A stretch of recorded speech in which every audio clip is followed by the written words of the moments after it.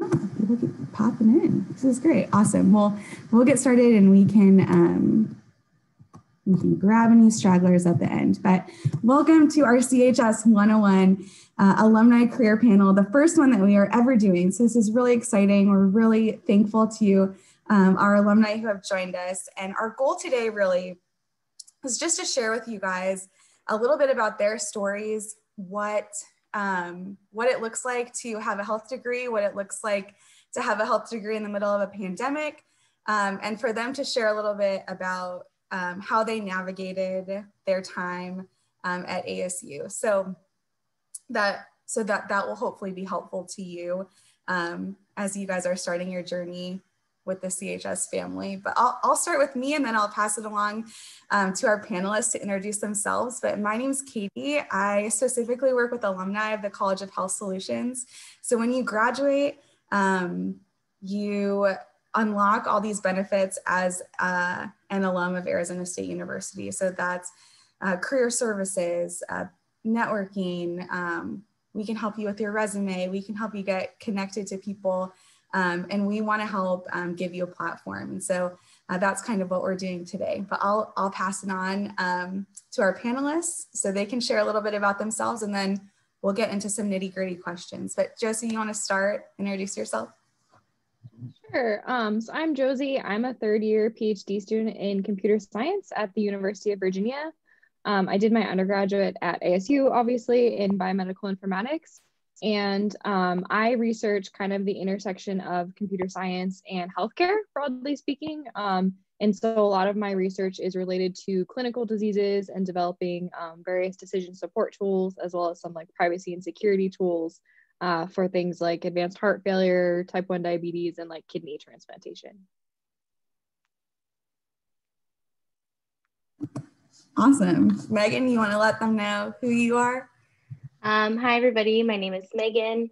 I am also an alum of the ASU BMI program. In addition, I completed the BMI 4+1. So I did my bachelor's, my master's degree in biomedical informatics.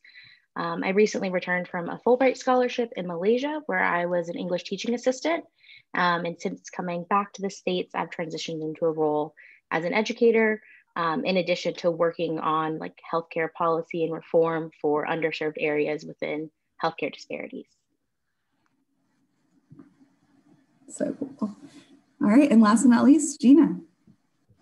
Hi, my name is Gina. I am from Northern Wyoming, and I am a first-year graduate student with the University of Wyoming.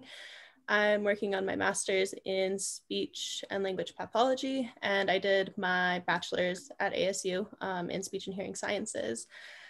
I'm trying to think of what else. I worked for a few years as an EMT, working on the ambulance, and volunteering as a firefighter. And I think that's most of it. Yeah, something sort of unique about your experience too is you did it totally online. Is that right? Yeah, I did. So I actually got my associates in person in Wyoming, and then I started Arizona's program online, and that kind of let me work on the ambulance and be home and be around my family while I finish my bachelor's. It's awesome. I think, well, probably not a lot of people intended to be totally online. Here we are, and you're sort of proof that that's possible. So I want to start with my BMI peeps. You guys shared a little bit that you met on your very first day, right off the bat, met each other and sort of started your journey together. Tell us a little bit about what it was like to start as a student. What would you have told yourself on that at the beginning of that journey? Either one of you can take that. Do you want to start, Megan? Yeah. First day was super nerve-wracking, just especially being a freshman transitioning into the university lifestyle, not knowing what to expect from classes, professors, personal relationships, how those are going to be. Like Katie mentioned, I was super fortunate to meet Josie like the day that classes started, and we kind of stuck side by side throughout the program. But just letting yourself know that as a freshman, this is all a learning experience. You are not designated into any particular role or any particular niche. You're just supposed to learn and explore, and you're going to make mistakes along the way, but mistakes are okay because that's what you learn from, and that's how you progress as a person. You progress in your degree, you determine what you want to study, and these are all really, really good things. I would echo, and I would say something that like kind of I didn't immediately realize, but that drew me, and what I really loved about ASU was that all of the faculty and the students are very down to earth. They're there to help you succeed. And I think like obviously it was super awesome that I met Megan and I clicked with someone who I felt like I at least had a support system right off the bat.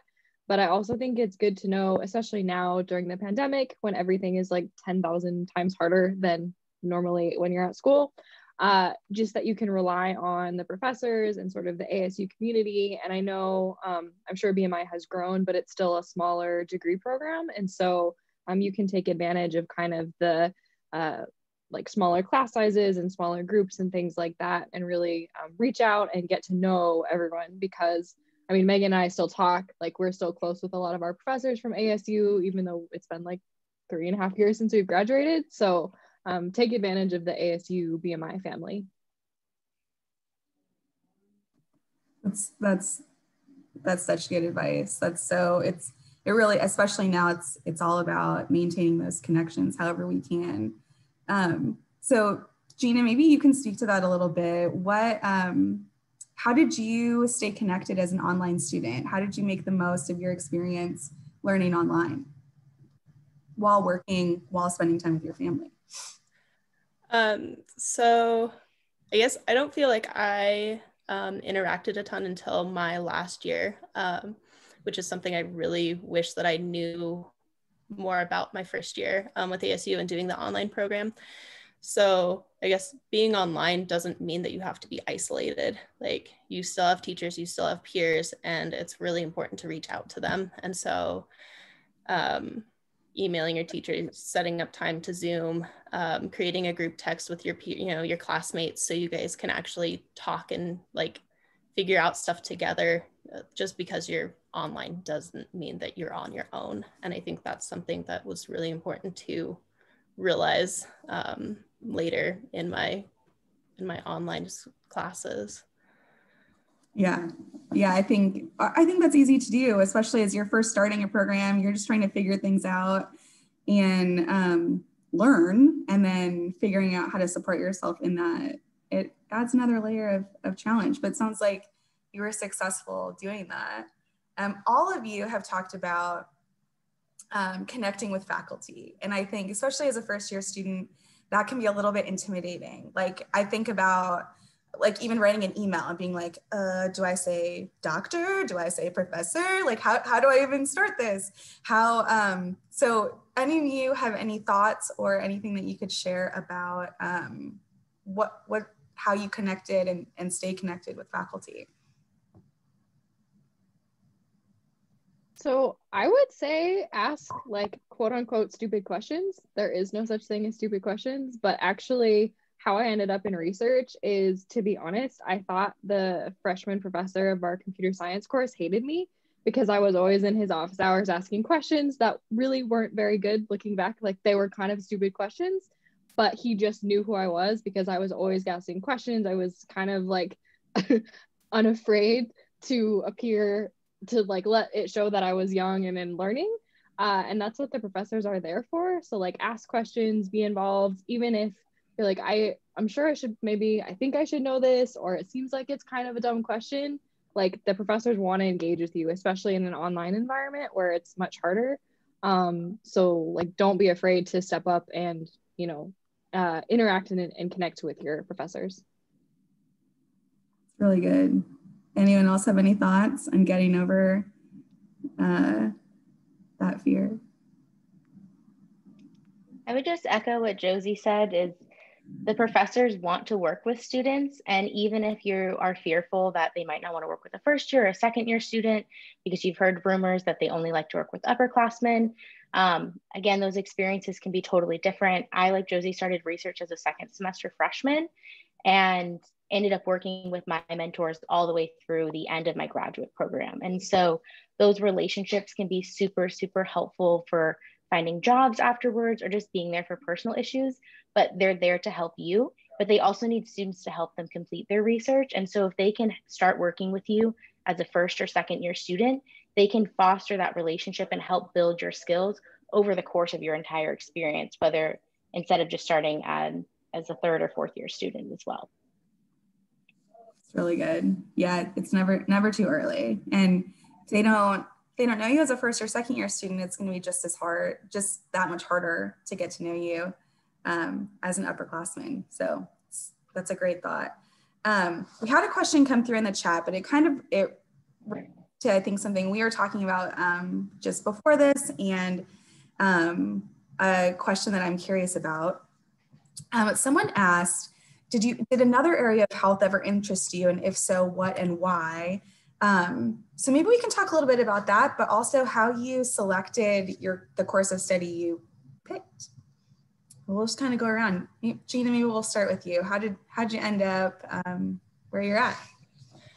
Okay, so in high school, my mom actually pushed me towards an internship in speech pathology. It seemed like a really good match for me. I didn't want a whole classroom of kids, but I wanted to work one-on-one with kids or in small groups. And so being able to be in a medical setting, but also working with kids in small groups really kind of fit what I wanted to do. But then I graduated from high school and I wasn't quite ready to leave home yet. I'm from a really small town. And so moving somewhere bigger gave me a lot of anxiety and stress. And so I stayed home. I did my associates in elementary education. And then I got my EMT and firefighter 1 certifications. And so for the next couple of years, I worked on the ambulance and volunteering with one of our fire departments. And that felt like my thing. I loved doing that so much. And someday I really hope to get back to doing that. But speech pathology seems a little bit more like a career that's going to match my lifestyle, my future lifestyle, where like I want to have kids, I want to own a small farm, I want those are the things that I want to do, those are my passions. And so speech pathology can help me get there, and someday I can move back into working in emergency medicine and working as a first responder. Yeah, that's awesome. I think it's interesting how, we talk a lot about this, I think, in our classes, but how so many of areas of health really do intersect. And with experience in being in an ambulance, how much that likely prepared you for working with speech and hearing clients, of having to think on your feet, of being a problem solver, lots of things that kind of all interact, or not being able to help people with speech and hearing without making sure that they're okay, that they're in a place where they can learn that. I think there's lots of intersections there. What about you guys? How'd you pick? Did you ever think about doing anything else? Did you start out as an art major and end up here? They didn't, but Megan, we can start with you. Yeah, so when I enrolled at ASU, I started as a biochemistry major. At my orientation is actually when I switched to biomedical informatics. My mom works within the informatics sector within pharmacology. She's a pharmacist. So I had an inkling about what the field was, but was still very naive to what it truly encompassed. Similar to Gina, in high school, I started in healthcare. So I actually started working at a family practice office and did some internships at my local hospital, and was really interested in being a physician. And that was my kind of only path. And I saw BMI as a different avenue for being a non-traditional major applying to medical school. Kind of as I went through my years of school, I really started to understand that healthcare is really, really diverse, and the careers and different opportunities that it can afford you. And so recognizing that pre-med still might be very interesting for me, but I also had this other interest. And so during my last year, the end of my last year of undergrad and during my graduate year, I actually worked as a scribe in my hometown. So I would commute from my hometown back to Phoenix on the weekends. So it's about an 8-hour trip, round trip, because I ended up loving working with the smaller communities that were more underserved, that didn't have access to the resources like they do in large metropolitan cities like Phoenix, especially because those areas are super under-researched because it's difficult to hold studies in those areas. And recognize that my passion may not necessarily be for being a physician, but identifying needs of different populations. And so that's how I shifted more to public health. And then within education, specifically applying for the Fulbright sector or the Fulbright position. So it's really good. It's cool. All right, Josie, you're up. Okay, so I knew in high school, I did a bunch of computer science stuff. They had like a STEM program at my high school. But I knew I didn't just want to be like an engineer. I wanted something with people because I'm definitely an extrovert and love people. And so I was thinking, okay, well, I'll do something maybe with like biology and CS. And I ended up finding the BMI program and came to ASU because they were the only school in the nation that offered that program. But I think, so like when I did research, my research actually wasn't all in healthcare. I did a lot of stuff on like energy delivery systems, like smart grids and like electricity. And I hated it, but I knew that I liked research. And so I guess the piece of advice I'm trying to give here is like a lot of stuff is interconnected, and a lot of the things I did in energy are actually super applicable to like clinical care. And so I was fortunate that I was able to try a bunch of different things, both in research, with internships, with classes. Like I did a software engineering internship at an aerospace company. I worked at Cigna, a health insurance company.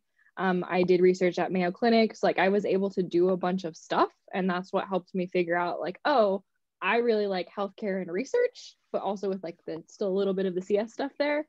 So I think I'm going to do my PhD in somewhere like in that area. So I think it's good to try a bunch of stuff because we all think like, oh, I want to work on this, or I want to work on this little area. But until you try other stuff, you never know what you might find. Really good. I think letting go of that expectation that we have to know exactly what we're going to do the moment we step on campus is so good. It's okay to dabble and try things and figure out what you like. There are lots of really good questions coming in through the chat, so keep those coming. We're going to ask a couple more and then we'll transition to those in just a couple minutes. But I'm curious if we talk a little bit more conceptually. You know, we're the College of Health Solutions. What solution do you guys each see yourself being a part of? What sort of health problem is it your dream to solve? Anyone can start.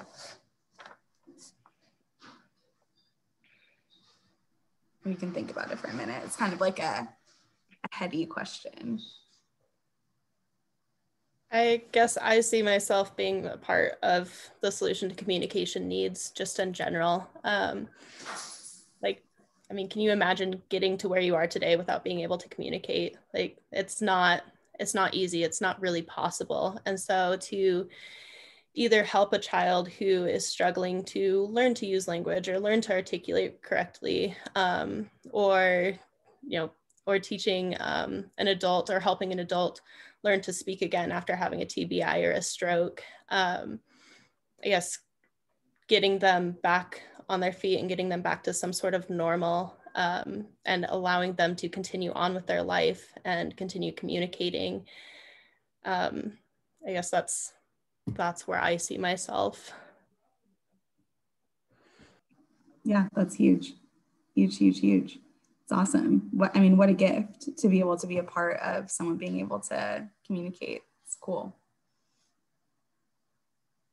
Josie, we can bop back to you as your cybersecurity, health caring, solutioning. What's the big dream? If you could solve one thing, what would it be? So I would say there are two parts. One is there are a lot of, as I'm sure everyone's aware, a lot of security and privacy issues. So like we've all heard of, electronic health records being breached and a lot of issues there. And since I have kind of a unique background with some of the cybersecurity stuff and the health, one of the things I'd like to do, and I'm working on, is developing sort of better security and privacy systems for those type of systems, or for like healthcare, mobile applications and things like that. And then the other part is I do a lot of machine learning and sort of decision support systems, like I mentioned.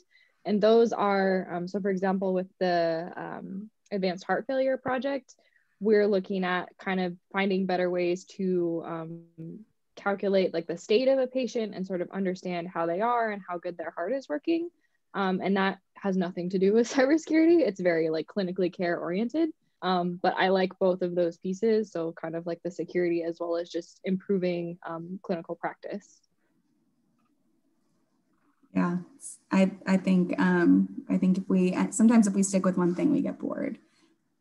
Might as well keep your plate full. What about you, Megan? What's your health dream to solve? Yeah, I think there's so many issues in the world, but everyone has their passions. And for me, I think it would definitely have to fall kind of mixing up the background that I've had working in education with at-risk populations. I've mentioned that a few times, but more specifically is how can we learn to reallocate the resources that we currently have to ensure that all patients actually have access to good care. So making sure that patients aren't just utilizing the emergency room for a stubbed toe. I would see that frequently. I'm sure Gina is nodding, seeing for the random EMS calls that you get sometimes, in comparison to patients that don't come into the hospital because they're so afraid of insurance. You know, recognizing I had patients that died of stage 4 cancer because they did not have health insurance and couldn't afford the care. And so really educating the population on the resources they have and ensuring that everyone has fair and equal access, and that it's independent of your socioeconomic status, of where you live, gender, race, ethnicity. And so that's what I want to fix, is using those educational pieces to help people get better care.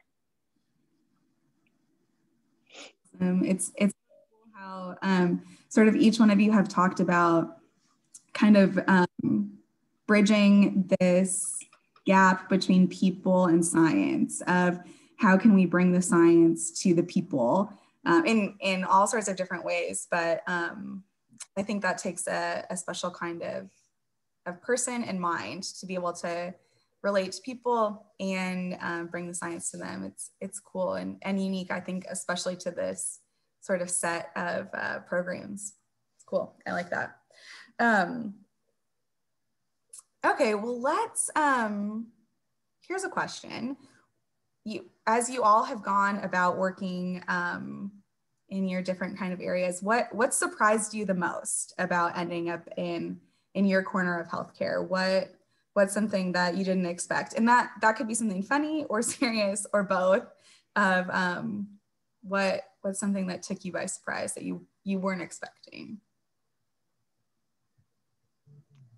I can say something more funny. Just when I was working in the emergency department, I feel like healthcare professionals are always shown as being very stoic, very serious. They were honestly the biggest group of jokesters I've ever worked with in my life, and super laid back and had a lot of fun, but did their job, kind of the work hard, play hard mentality. And just it being very jarring from what I was expecting, going in, being a super nervous 19-year-old, like, hello, doctor, I'm here. And they're like, how you doing? You're great. Like, what's up? Do you want some coffee? And so that was just a really fun experience and something I've got to kind of adjust to over time. I've heard people say similar things about those who work in ambulances, that they have to have like sort of a more positive outlook because of what they do. Is that true, Gina? As I'm like looking down at you. I would definitely agree with what Megan said. Like almost everybody's there to help you. Everybody's there to be supportive and your friend, and to like, your focus is on the patient, but to do that you have to be a team. And I think most people realize that to be a team, you have to be able to form relationships. So you have to be able to joke around with each other. You have to be pleasant. You have to be able to form those relationships. So yeah, I would definitely agree with Megan that it's a surprisingly friendly environment, I guess, with my experience. Totally. Yeah, I think healthcare is intimidating a lot of people, especially in an emergency situation. People act all sorts of different ways. Josie, what about you? Anything that surprised you about ending up where you've ended up? So I would say something that always comes is, since I'm really pretty interdisciplinary, like still within health, but I have a lot of passions, I have a lot of strange background, especially now while I'm in graduate school, and for whatever reason, they like think I know what I'm doing, and they, are like, oh, Josie, what would you like to do? I have these crazy ideas out of left field, and usually the clinicians will look at me kind of like, I'm not going to say no, but like, sure, Josie, try that. And then we get it to work and they're like, oh, this was a great idea. But every time I get sort of the same look of, they're like, okay, sure, let me know how that goes, which is something I love, because I can just be like, let's try this crazy thing and see what happens. And then if it works, great. If it doesn't, like, try again. Wow. Where does that come from though in you? Do you think that's like a natural part of your personality, or is that something you had to develop? Megan's like laughing. He's like, that's just Josie. I think it's because since I have done a lot of different things, but Megan would probably say that's just who I am, and I can't sit still. So I was like, ooh, how about this? I think that brings up an important point though, of when we come to these decisions and careers, that it's important that we bring our full selves, because if you bring yourself, you never know who that particular personality could connect with, as opposed to this idea, like you mentioned, of really serious doctors, really serious clinicians that are, very like in their head. That we need people like that. We need people that are more serious, but we need the other end of the spectrum too, as well, to serve people most effectively. Well, our questions are popping, and people have really, really, really good questions. A lot about SLP programs. So Gina, get ready. I think this question is so good. Thank you so much for asking this. It was our most recent question, and they ask, what is something in healthcare that you would change? So something about the system fundamentally, or something that you see happen over and over again that's frustrating to you. What's something that you would change if you had a magic pitchfork? I was going to say wand, but we're going to go with the pitchfork. I'll go. The fragmentation. Healthcare is so fragmented. My research was all in behavioral health, and that those entities of behavioral and physical health are completely separated. Even within physical health, you go to your primary care doctor, say Josie's working with heart patients, you have a cardiologist, maybe you have a neurologist, but that all of those centers and points of care are not integrated and united. And so individuals receive sometimes very poor care because their physicians can't work together. And so it's a huge push in the field that they've made great strides on, but again, we're not perfect, for everyone receiving care by physicians that are all interacting together. So each physician isn't acting as a single entity, they're instead working as a team.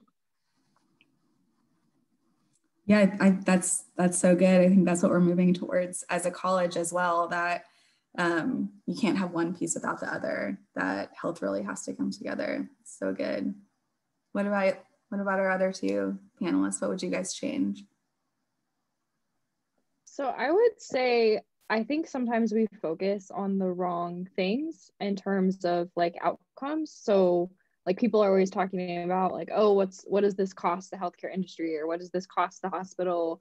And like one of the core endpoints they publish about is like readmission rate in 30 days, since the hospital doesn't get paid if they don't, if a patient comes back to the hospital. And I think we should be focusing more on quality of care and actually how the patients are doing and how we can better support them in all aspects of their life. And so I think, especially in the American healthcare system, if we could change our incentives and our focuses from like purely money, and instead looking a little bit more at, quality of care and long-term improvements and things like that, and like a wellness and prevention instead of, you know, reactive care, that would be super, super awesome. Absolutely. Like maybe focus on health is what you're saying, if ultimately people yeah, exactly. experiencing health. What a concept. Gina, what about you? I mean, you've experienced it in lots of different ways of healthcare. I actually don't think I have a great answer for this one right now. I think Megan's answer was great about people or providers working more together.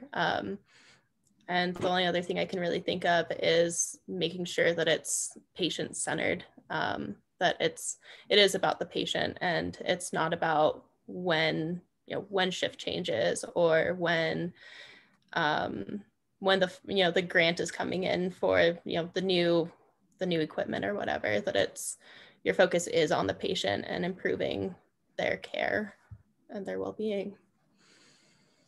Absolutely. It's really good. Well, we're going to bop right back to you, Gina, because people are curious about speech and hearing science. So here's a question.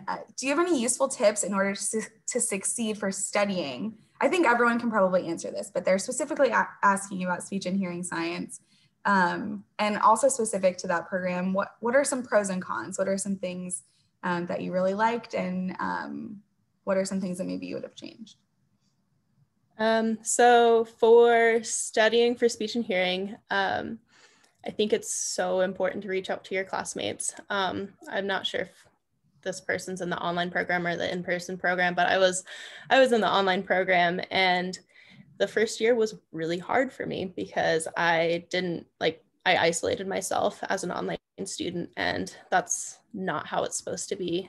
So creating, a group me or Zooming with your peers and setting up times to study together, because having that back and forth conversation with your peers is it's so important to your learning. I wish that I had done it sooner.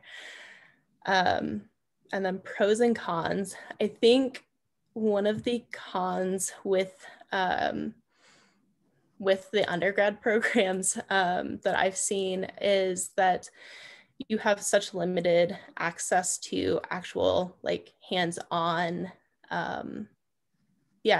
with speech. So you're in the classroom, you're learning all of this information, but you don't understand why. And so I think it would be if I were to do it again, I wish that I had reached out to somebody and gone and done an internship, or just had a speech pathologist to sit and bounce ideas off of, or talk to them about what they're doing, so I could see the practical application of what I was learning and not just learning. So studying with peers and finding a way to actually apply what you're learning, even though you're an undergrad. Absolutely. I think all of you have sort of talked about this of, bugging your professor with stupid questions or seeking out information. It's really about being proactive in your education. And as much as as cheesy as it sounds, as much as you put into it is what you're going to get out of it. Megan, there's a question here specifically for you, and they ask, in your personal view, working so far in healthcare, do you feel like private insurance will help patients more than universal healthcare? Do you have an opinion on that? Is it both? Sort of what role have you seen insurance play? Yeah, I think it's a very complicated question, or a simple question with a very complicated answer. This is all my personal opinion and is not in any means related to any college or anyone, but my partner currently lives in Australia. So he's somebody who gets access to universal healthcare systems. So it's something that we talk about is comparing the two. And I think there are inherent advantages and disadvantages to both universal healthcare and private insurance systems like we have here in the US. I think the care that people can get in the US is phenomenal because you have private insurance, physicians are compensated very, very well. You have, especially having access to Mayo Clinic in Phoenix, Mayo Clinic is world renowned for having some of the best medical care in the world. But there are also complexities with that in that you can pay for care and that people don't have the same access to care versus in universal healthcare systems where people all have equal access to care. but instead what you get is you have a decreased number of providers and people can't access care. So say you get diagnosed with cancer, you get put on a waiting list to see an oncologist. And sometimes you're on the waiting list longer than you're expected to be alive. So I think there's pros and cons. I think the system now currently needs to be fixed to where people have more equitable access to care. But I don't know that universal healthcare is something that the US can scale to very quickly, or that will be a very implementable solution right now. Hopefully we can just work in getting all individuals insurance and just increasing the number of care centers, the number of physicians, or increasing different access points. So instead of Gina and I's experience with people coming into the emergency department for issues that they should not be there for, like a stuffy nose, or when I say a stubbed toe, I think Gina nodded her head, like these are real things that people go to the emergency department for on an ambulance, but getting them access to urgent cares or more primary care physicians. So I don't know if I answered your question. I think it's Jude, but simple question, complicated answer, and everyone has their own opinion on it. That was so well said and so diplomatic for such a charged question, especially at this time of year. Okay, well, we can flip to a little bit more practical. You guys have so many good questions, and I hope they keep coming. So here are some flash ones, and anyone can take this. Josie, we haven't heard from you in a second, so maybe you can talk to this if you like. You can speak to it. Any tips on earning scholarships, and any tips on sort of entry-level jobs that were both in healthcare but worked with your school schedule, and any time management tips that you guys would share that you wish you would have known when you were in school. Mine would have been to sleep less and eat less cookie dough. I feel like that's what I did in college. But Josie, you got any hot tips from when you were in school? I can take the scholarship one. I've been very lucky that I've applied to scholarships and gotten a couple, and I have some fellowships in grad school. The biggest thing, so in undergrad, I think there's a scholarship portal, which I use to apply. A lot of them are essays, but those are the ones that nobody applies to because they don't want to put in the effort. And honestly, you can kind of reuse your essays over and over. So it does take a lot of work up front, but it does pay off. There are also, you should look into local scholarships. So where you're from, they're always super proud of oh, our local students are at this cool fancy university.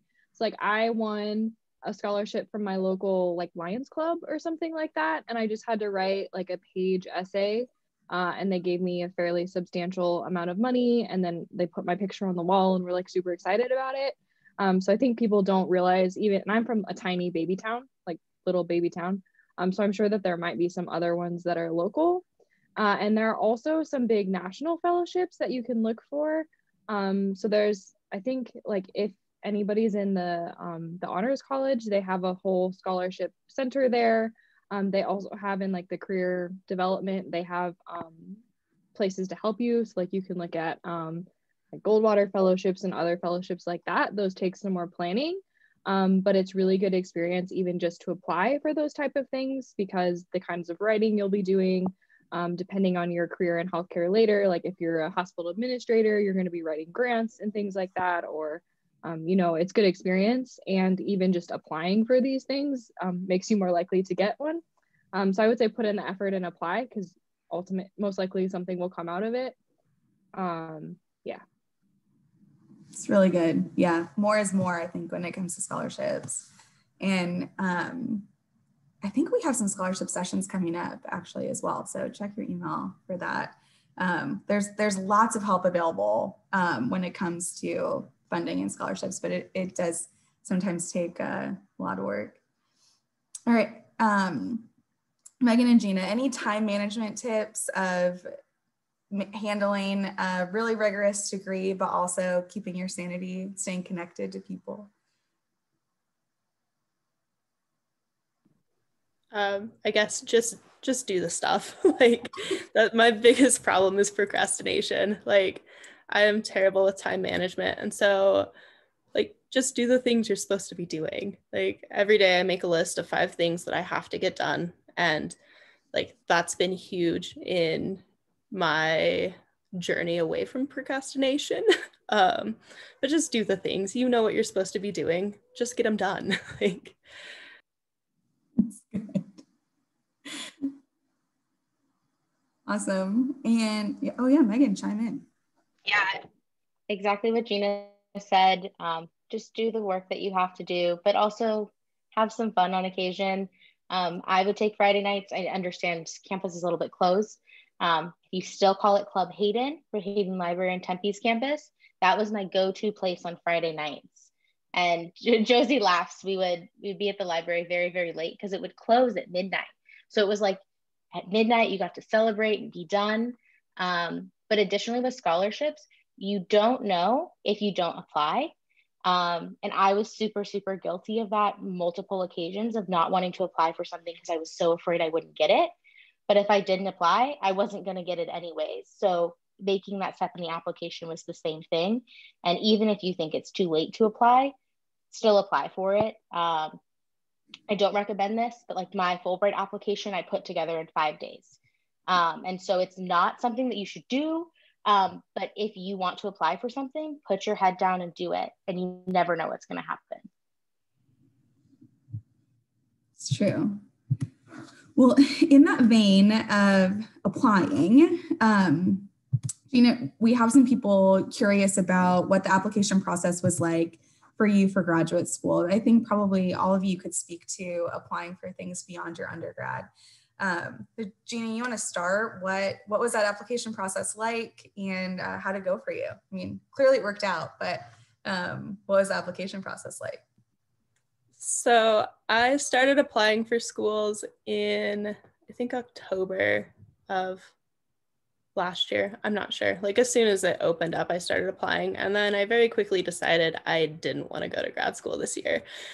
And so I quit. I didn't apply to schools, and I actually got an offer from the University of Wyoming because because I'm from Wyoming, and because I had started an application, they asked me to go ahead and finish it. So I finished my application and they accepted me. I think what's really important is to remember that they're looking for a well-rounded person, though. Just because your GRE score might not be, fantastic, or you have a bad grade in one class, or you're not great at writing personal statements or something, one or two of those things isn't going to pull you out of the running. Like, make sure you have a well-rounded application, and you have good letters of recommendation. You've built relationships with your instructors, that you do take your time writing your personal statements, and you take the time to study for the GRE. And one bad thing isn't going to take you out of the running for grad school, I guess. Absolutely. I think we could all probably say the same thing about undergraduate degrees in general.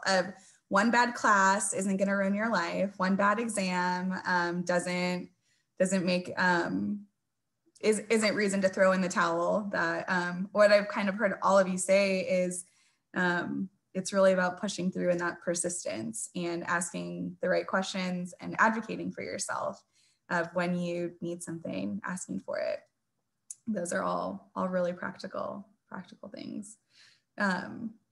Cool. Anyone else have any hot tips on applying to grad school or getting over being intimidated by that or anything? No hot tips? Do it.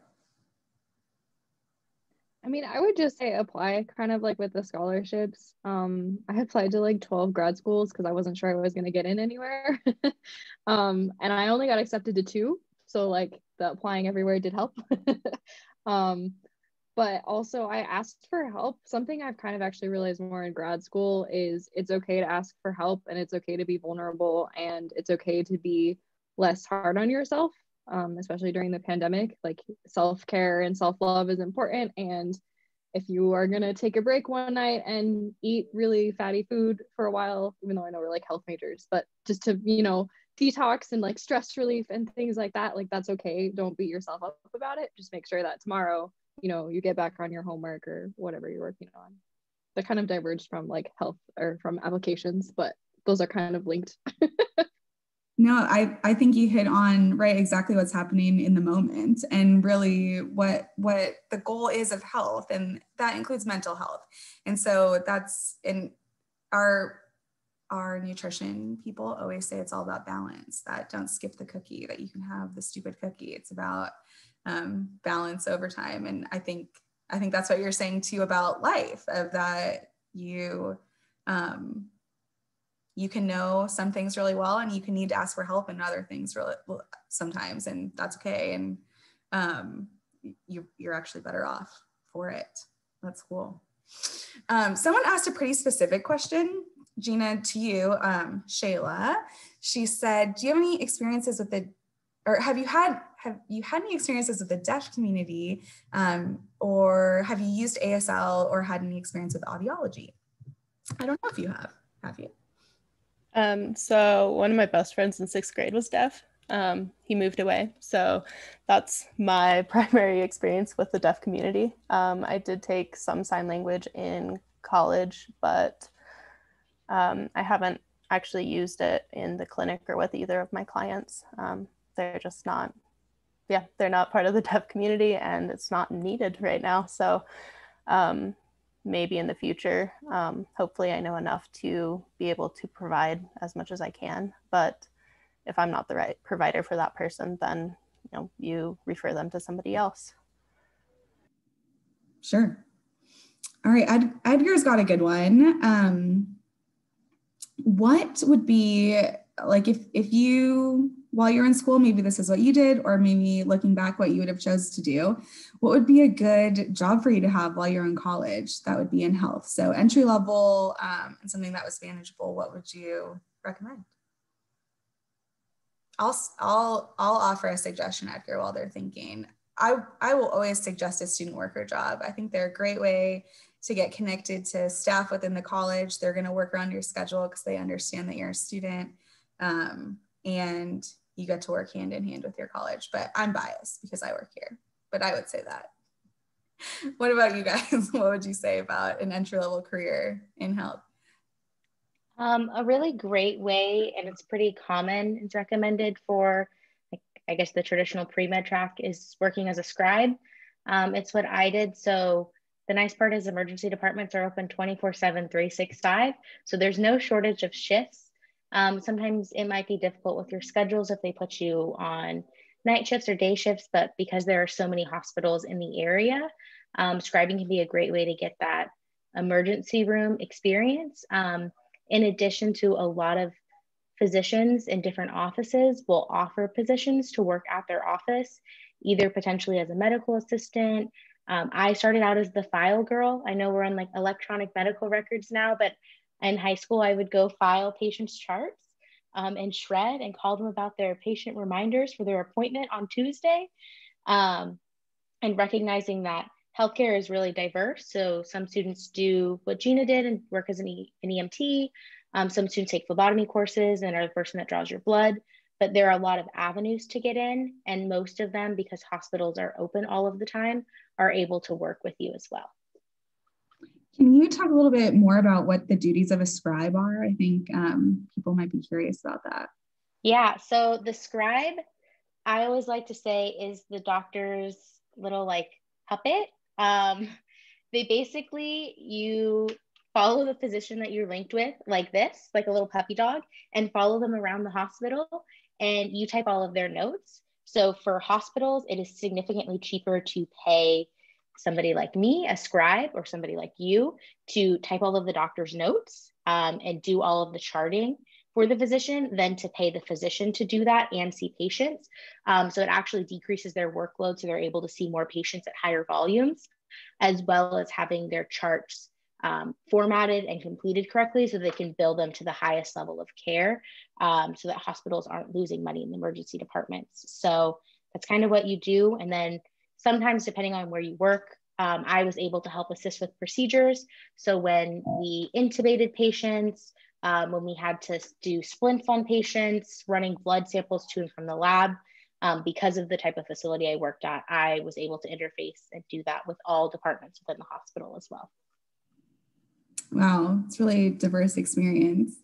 I think too, if we talk about, like just being a file girl or answering phones, those are all part of a healthcare system. Those are all part of healthcare delivery. And I don't know that you can be the most effective provider without understanding those roles and how those people work. 'Cause they go so hand in hand with patient experience. And so yeah, I don't think you can discount roles like that, because I've had many jobs like that where I feel like I've learned really valuable skills. It's a really good question, Edgar. Thank you for asking that. Okay, great. Well, I'm going to throw it out there one more time for any other questions if people want to pepper them in the chat. But we're just about at our time, which is crazy. These go so fast. We're so thankful for all of this good information that you guys have shared. Do you have one last thing that you would say to encourage this group of students, their first year in the middle of a pandemic, looking to do classes totally online? What's something you would say to encourage them? I'll let each one of you answer that. So I can go. I would say you guys should be super proud and really feel like you're accomplished, because you're going to be one of the most equipped classes able to handle not diversity, like adversity and challenges, and really being able to adapt quickly, which is definitely something that you're going to need in healthcare, since healthcare changes so quickly, and there's always a bunch of crazy things going on. So kind of look at this as, I know it kind of sucks right now, but as an advantage, and you're going to be able to kind of in your future jobs, like, well, you know what? I started school in the middle of a pandemic. Like, I can handle anything. I am awesome. Hire me, So be proud of yourselves. Hang in there. It's going to get better. I believe in you. You got this. It's good. I'm feeling pumped.